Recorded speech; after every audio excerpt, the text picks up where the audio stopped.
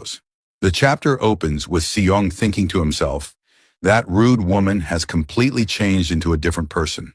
I thought there would be some kind of unique story behind it. Then we see Jae, who comes up to Seong and says, Seong, please help me. My dad left my mom. Crying, Jae tells Seong everything. His father, the chairman of a paper company, is having an affair with a younger woman. He's wasted a lot of money on her, lost his mind completely, and in the end kicked his wife out of the house without giving her anything. We see Jahe's father shouting at his wife, I'm sick of an old woman like you. Get out of my house. Heartbroken, Jahe's mom leaves, while Jae cries. Back in the present, Jae explains, I moved in with my mom because I missed her. Right now we're living in a place called a Goshiwon. It's basically a tiny cheap room where students or people with low income usually stay. Hearing this, Seong's mother quietly wonders what she can possibly do for Jae. Meanwhile, Jae continues, I want to become an actor so I can help my mom, just like she said. But it's not working out. Seong, please help my mom. Seong looks surprised and thinks, if I'm being honest, that rude woman deserves this. It's not my problem, and I don't feel the slightest sympathy for her. But this kid isn't at fault. Jae really hasn't done anything wrong here. So Seong turns to the assistant director and asks, what's Jahe's audition number? The assistant director replies, well, Mingguk is up next. Jae is the last one. Seong smiles and says, that's perfect. Jae, come with me. He grabs Jahe's hand and starts leading him away. Jahe's mom asks, Jae, where are you going? Jae replies, Mom, I'll be back in a little while. Seong tells Jae, look ahead. Don't look back at your mom right now. That's how you'll get the role and help her later.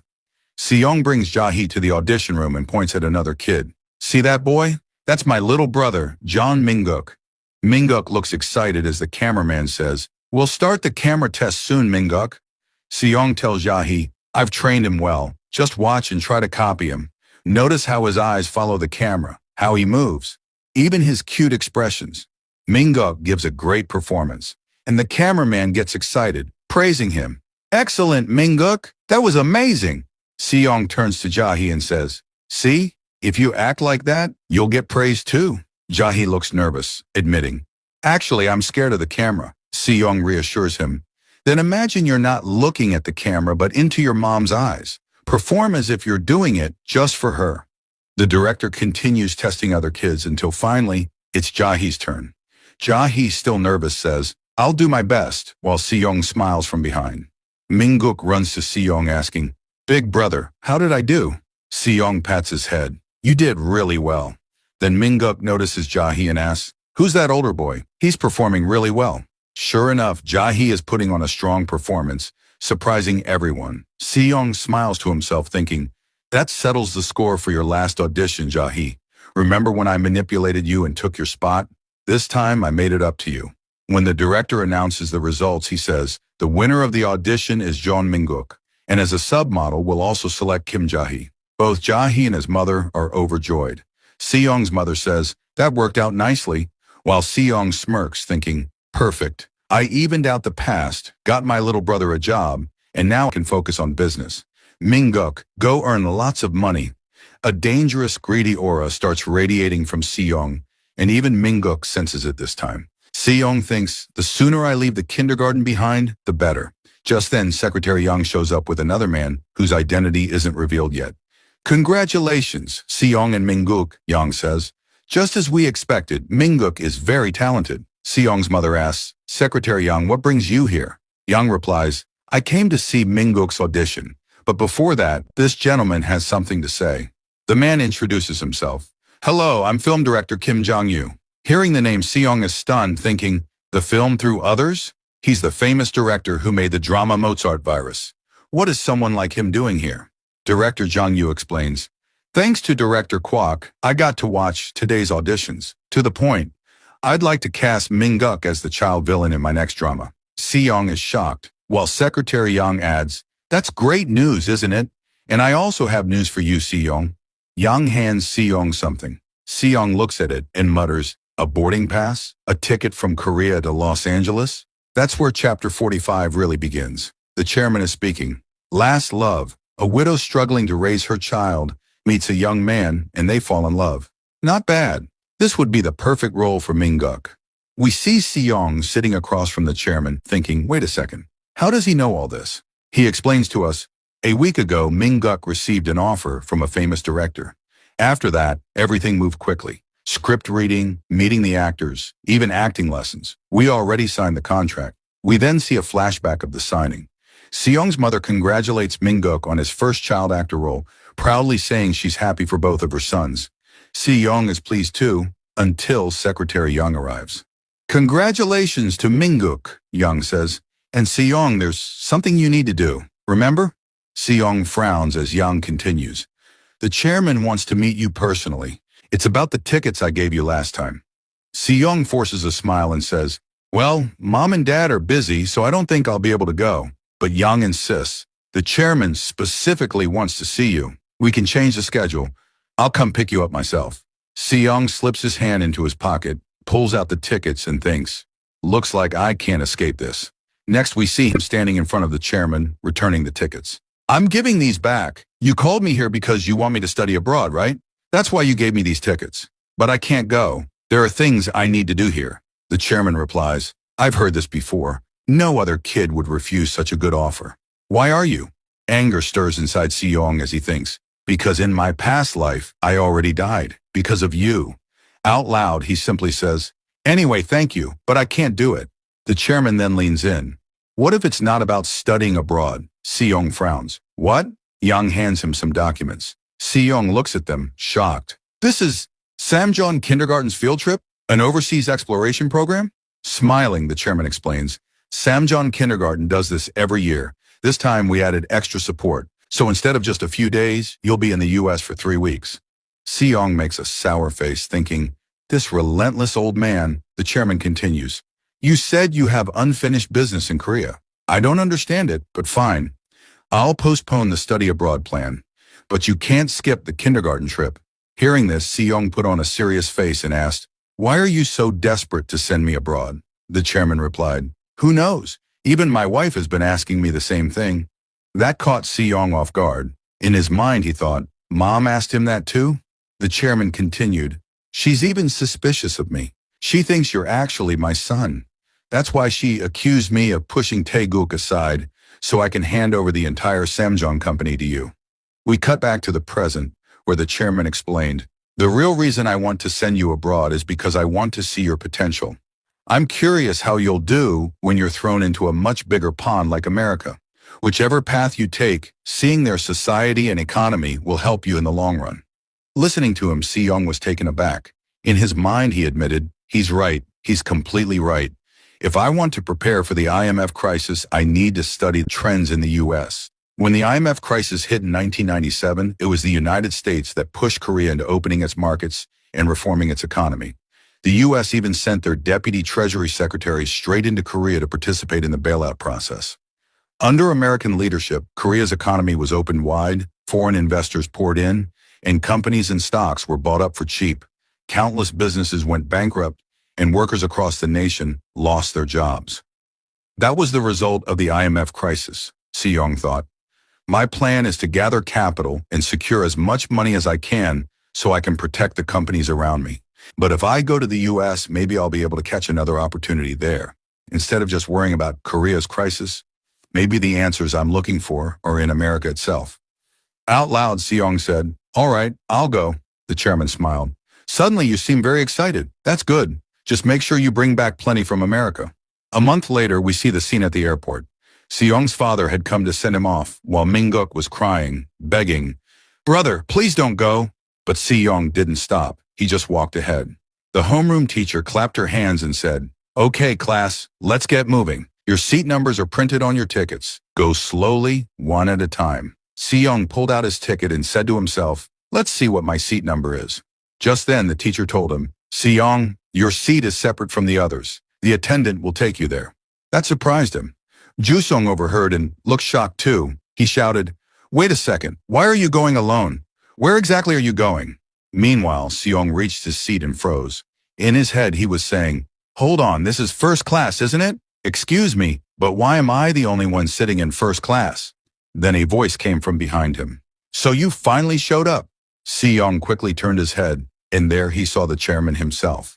The old man's obsession with Siyong was on a whole other level. The chapter begins with Siyong, who's sitting on a flight thinking to himself, so that's why I got the first-class seat. The chairman says, now sit down already, Siyong. Siyong replies, Father, I mean, Chairman, what are you doing here? The chairman says, why not? I'm on a business trip to the U.S. And what a coincidence that we're on the same flight. Both of them know very well that this wasn't a coincidence at all. Siyong sighs and says, please, stop joking around. The flight takes off. He looks at the chairman and thinks, I have to spend the next 10 hours with this man. Just thinking about it makes me feel sick. He tells the chairman, I'd like to move back to my original seat. The chairman replies, oh, is that so? Because I was going to show you something interesting since we happened to meet. Siyong suddenly gets excited and wonders, is he going to show me something about money? Or maybe some kind of investment information? The chairman pulls out a book from his bag and says, I actually brought this for Taiguk, but are you interested in it? It turns out to be a children's book about American society and economy. Seeing it, Siyong looks disappointed and annoyed, thinking, seriously? I wouldn't be interested in this even if you paid me. And you're giving me a kid's book? He says, all right, I'll just go back to my seat. But then his eyes catch a glimpse of some other books, and he's surprised. Those books, the chairman picks them up and says, oh, these? They're international business magazines. Siyong immediately says, yes, if you show me those, I'll stay. The chairman replies, even if you're a genius, this is a professional business magazine meant for businessmen. Siyong says, I'll just look at the pictures inside. The chairman smiles and hands the magazines to him. Well, I guess I don't have a reason to stop you.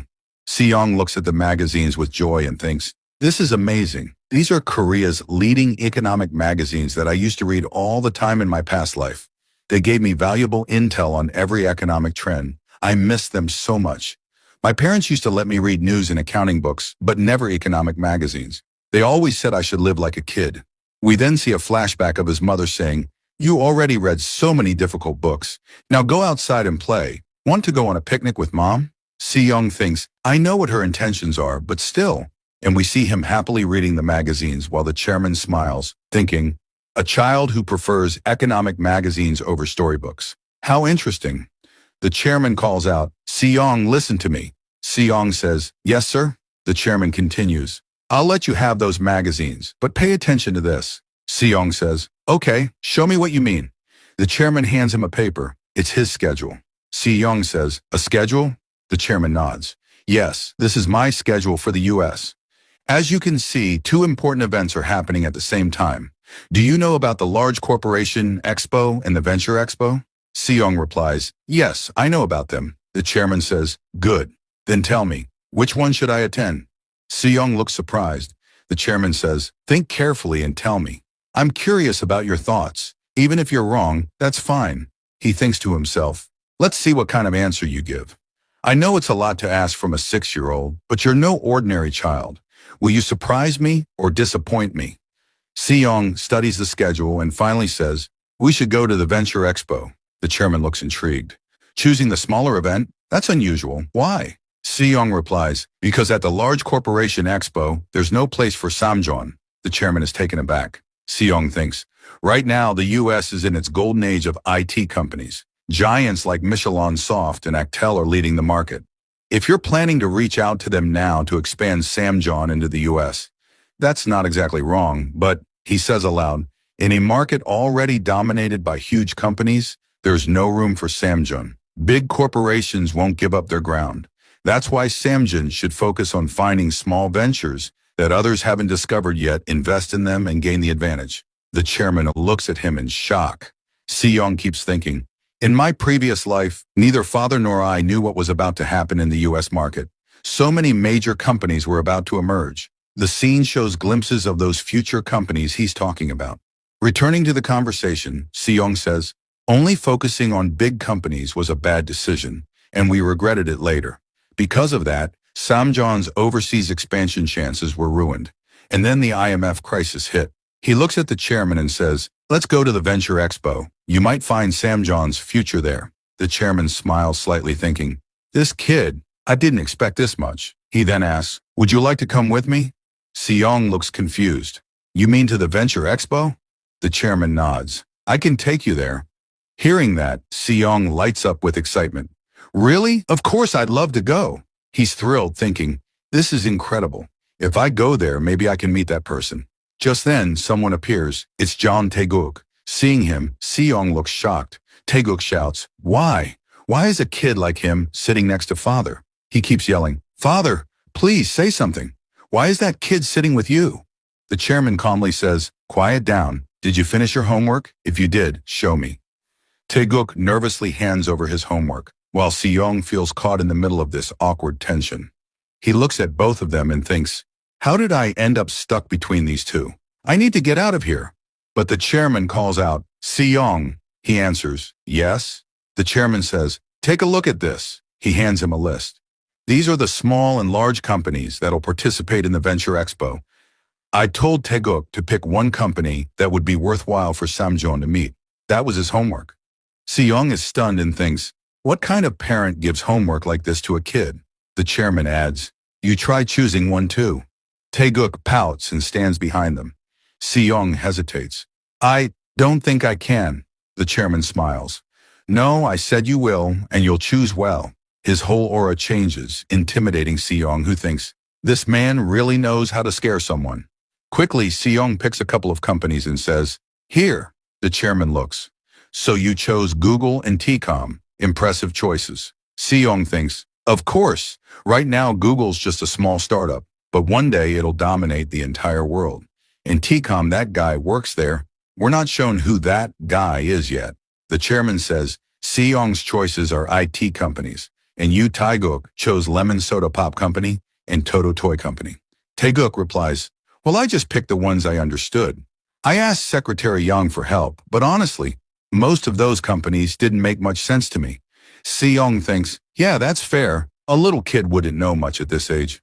The chairman asks Tae-guk, do you even know what a venture is? Tae-guk says, yeah, I think it's like a new company or something. The chairman sighs in disappointment and says, go back to your seat, Tae-guk. Tae-guk pleads, but father, the chairman cuts him off. Go study some more. You're a good businessman, chairman, but you're not a great father. Tae-guk starts to leave, tears streaming down his face. Si-young tries to stop him, but Tae-guk walks away. Si-young turns to the chairman and shouts, how can you talk to a kid like that? The chairman replies calmly, a kid? He's older than you. Si-young snaps back. Tae-guk gives it everything he's got. You can't just break him like that. The chairman says, he tried, he worked hard, but I don't need excuses. I only care about real results. In the end, results are all that matter. Si-young is shocked to hear that. Then he thinks to himself, that's exactly how I used to think in my past life. Effort, results, performance. I thought those were the only things that mattered. That's why I pushed Tae-guk away. But I was wrong. If I had just encouraged him with love, like a real family would, like an older brother should, just like I do with Min-guk, maybe Tae-guk could have become a truly talented person too. Si-young looks at the chairman and says, family isn't a corporation. You can't decide someone's worth based on their performance. The chairman is taken aback by those words. Si-young thinks, that's the truth I learned after finally meeting my real family. I just hope father understands that someday too. The scene shifts. The group has arrived in Los Angeles. Their teacher says, all right, everyone, we've arrived in Los Angeles. For the next 3 days, we'll be heading to Disneyland. Si-young laughs a little to himself. Disneyland, huh? Guess what? We're meeting Mr. and Mrs. Mouse. That means Mickey Mouse. Just then, Minji clings to Si-young again and says, aren't you excited about Disneyland, Si-young? I'll be your guide for today. I've been here so many times. Si-young replies, sorry, Minji, but I'm going somewhere else, with them. Minji looks at the chairman and Si-young's brother. Wait, when did you two get here? The chairman waves at her with a polite, hi. Si-young thinks, so this man came here without even telling his own daughter. He gently pulls away from Minji and says, all right, I'm heading out. She frowns. What do you mean you're going somewhere else? What could be better than Disneyland? Si-young smiles and says, I'm going somewhere even better. Minji calls out from behind, better? What could possibly be better than Disneyland? Si-young keeps walking, smiling to himself. Yeah, that's right. A place where I can catch a glimpse of the future, for me, and for South Korea.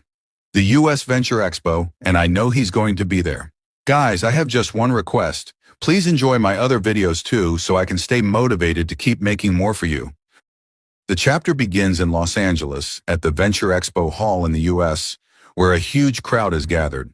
Seong is thrilled as he looks around, thinking to himself, so this is the U.S. Venture Expo. All the rising companies that will one day dominate the world are here. He turns to the chairman and asks if he can walk around freely. The chairman chuckles and says, "You seem really excited. Sure, I'll send a few bodyguards with you. Go explore as much as you like." Seong thanks him and heads off, his eyes lighting up as he passes by several up-and-coming companies like Google, Yahoo, and T-Com Ventures. Eventually, Seong spots the man he came here to meet. His eyes widen as he thinks, so here he is, Elon Musk. He reflects, if you could travel back in time and meet just one person, who would it be? Most people would name dozens. But as someone who's run a business before, I'd say Elon Musk, the genius businessman of the 21st century, a true visionary who will lead the industries of the future. He walks up to Elon and says, "Mr. Elon, it's an honor to meet you."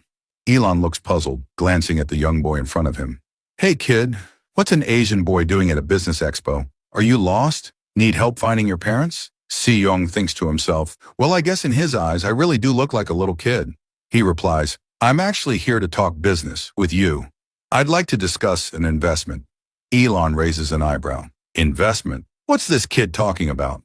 Just then, the man accompanying Seong steps in and says, "Excuse me, sir, he's a guest of our chairman." He hands Elon a card that reads, Samjeon Company. One of Elon's team members whispers, "I've heard Samjeon is one of South Korea's top-tier companies." Elon nods slightly, saying, "South Korea, huh? I don't know much about your company or the Samjeon, but you seem interesting. So what do you want to discuss?"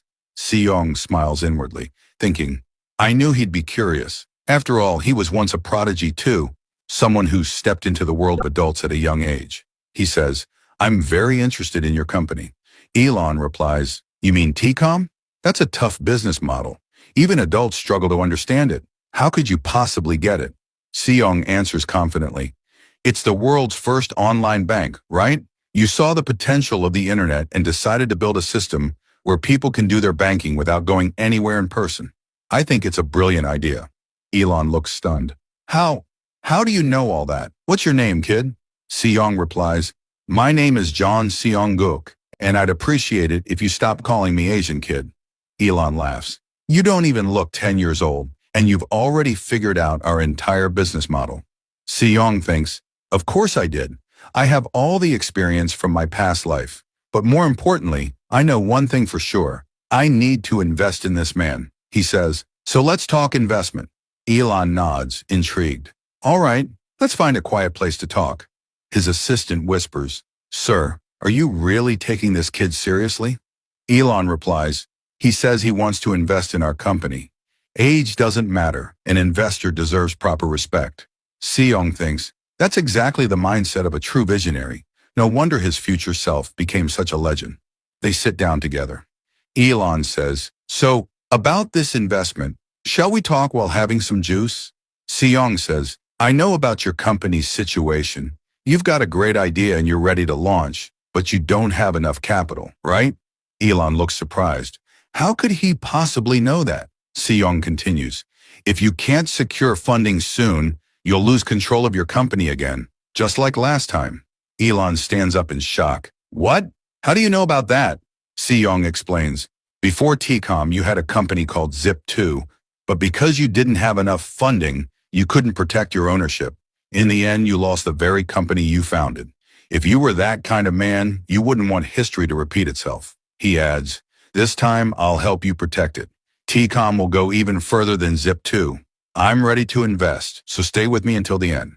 Elon stares at him, completely speechless, muttering, "Am I dreaming? Or is this some kind of fantasy world? This kid's a holy genius."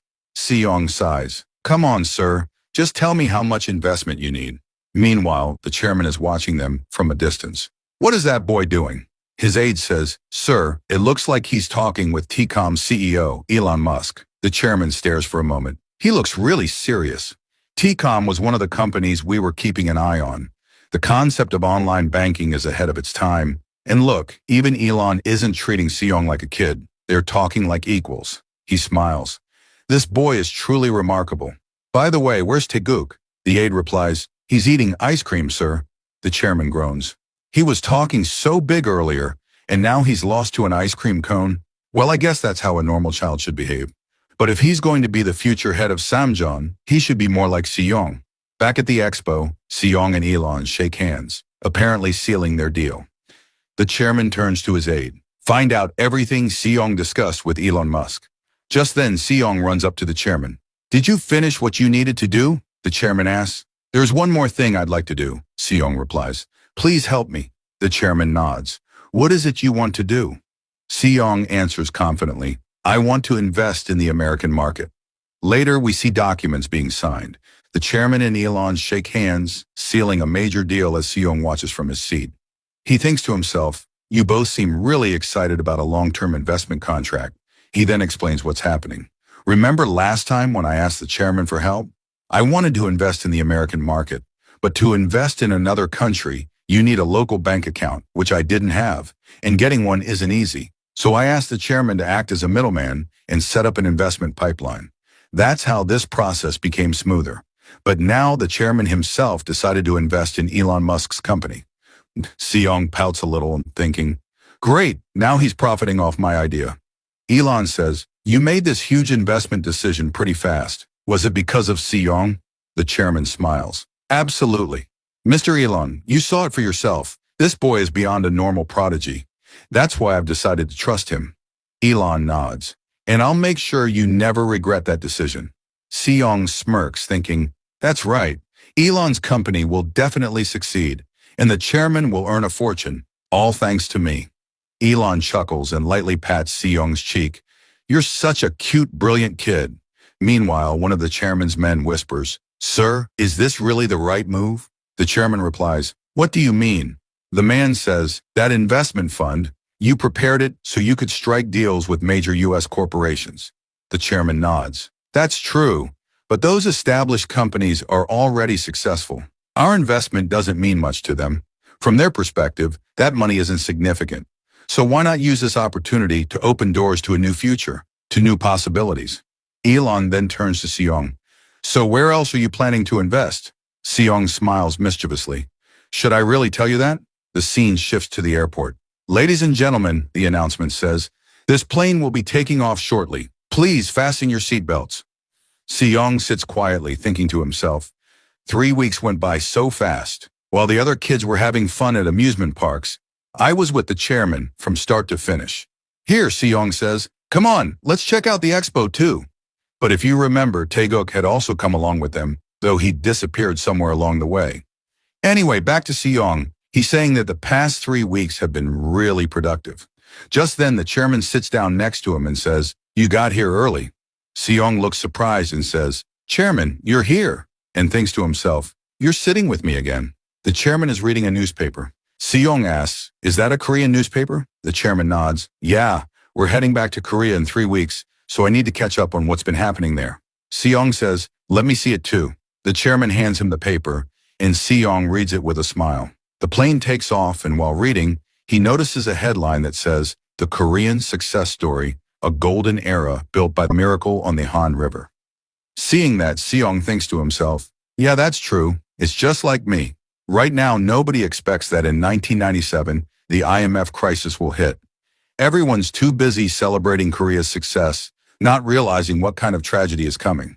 But it'll be fine. I've already prepared for everything, right? I've even opened up doors in the US. All that's left is to follow my plan.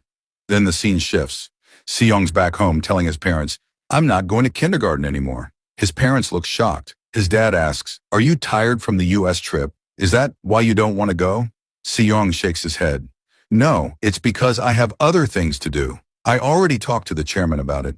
His dad says, what kind of work do you want to do? I'll help you. Seong smiles. What I want to do is go on a trip to Jeju Island with my family, and we're leaving tomorrow. His dad looks stunned. What? Tomorrow?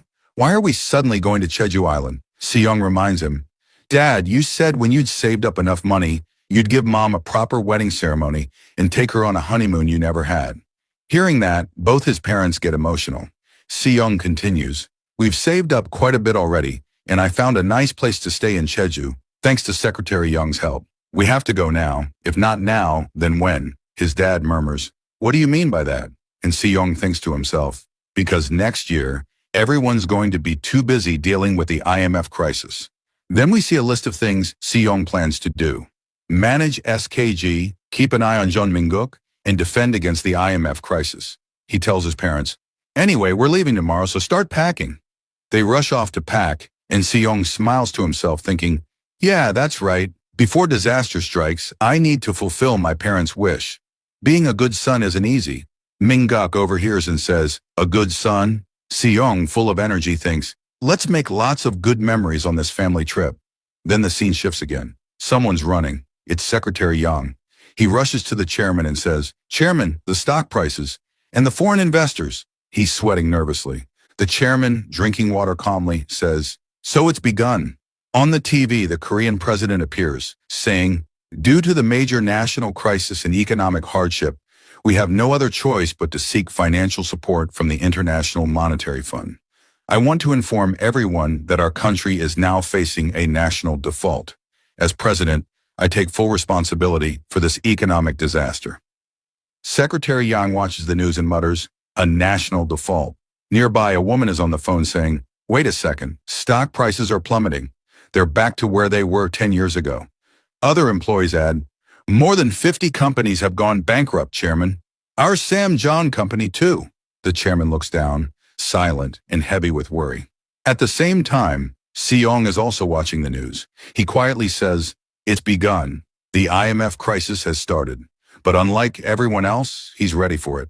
Anyway, that's where this chapter ends. But the next ones are going to get even more interesting. So fellas, stay tuned, subscribe, and drop a like to keep up the hype.